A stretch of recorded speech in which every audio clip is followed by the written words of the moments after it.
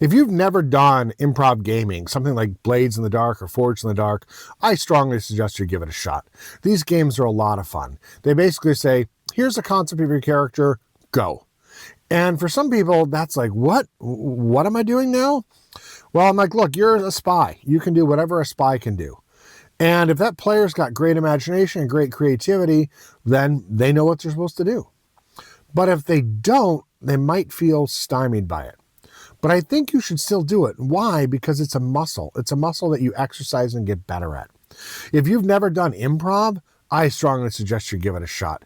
Even if you're like that shy person who doesn't like to speak in front of people, improv can be a blast. It's a rush, and it leaves you tired in a way that I can't explain. Other than when you have a really good workout and your body feels great afterwards, there's something in that same vein that happens when you do improv. So if you play a game like Blades in the Dark, it just starts in the middle of the action. What do I mean? Well, let's say you're breaking into a mansion to steal something. Well, the game master will say, okay, you guys are sitting outside of this mansion. You're watching the guards walk around. You see that there's a camera over here. What do you do? And you might say, well, what's our plan? Well, you don't have one. Your plan is you're breaking in and you're stealing something. But how many guards are there? It doesn't matter.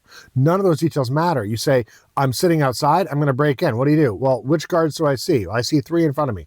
Great. Well, what I'm going to do is go over to this bush, make a bunch of noise to distract them so that my friends can then sneak past. And the game master might say, great, that's a good idea. Do it. And then you make your roll, and if it works, those guards are distracted and you now walk in. And then your friends might say, well, where do we go? When someone then says, well, earlier in the day, I scouted this place out and I drew up a floor plan of the inside. And you might say, but they didn't say that before the game started. But that's not the point of things like Blades in the Dark. And that's not the point of improv gaming.